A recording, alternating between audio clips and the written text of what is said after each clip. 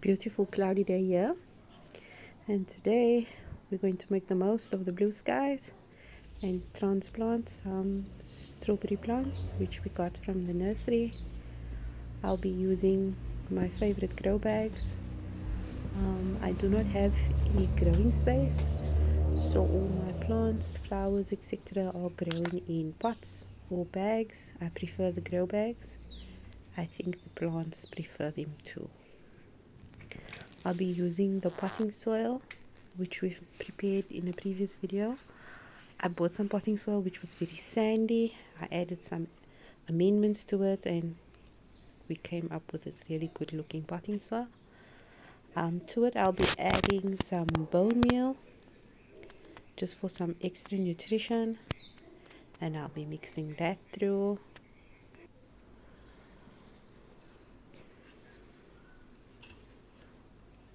So fortunately or unfortunately I don't have a dog at the moment, so I can go wild using bone meal. So, for those of you who do have dogs, you'll probably have to find an alternative.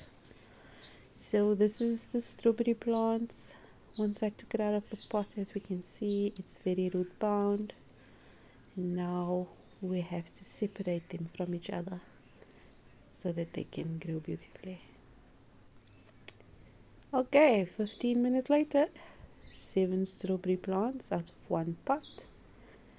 I've separated them. It was quite a mission. So now I'll be potting them up.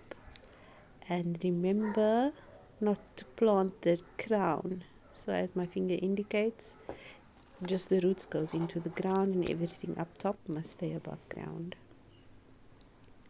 So here we have them all potted up nicely. I'm removing any flowers or forming fruits. I want to give the plant an opportunity to settle in nicely before it starts delivering some beautiful strawberries.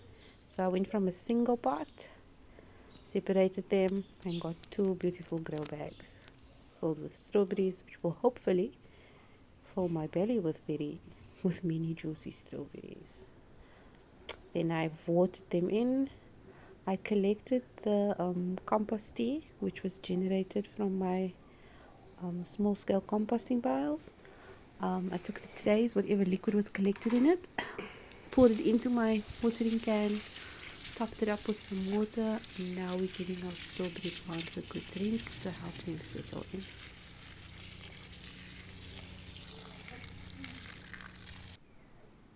Then the next project for the day was potting up some Brussels sprouts. I would have preferred to put them in their final destination, aka grow bag, which wasn't readily available. However, I do not want these seedlings to start choking each other out for nutrients, so I'm potting them up in some paper cups, and this is what they look like.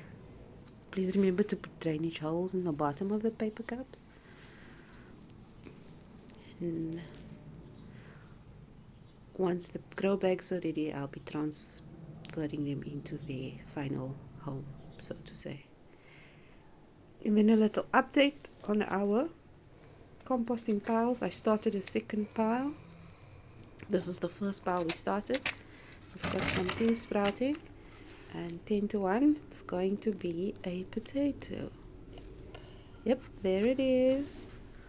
Some potato peels has decided to sprout. I'll be taking them out and digging them in because I'm not looking to grow potatoes at the moment. So this is after I gave it a good turn. You will see that the worms are coming in.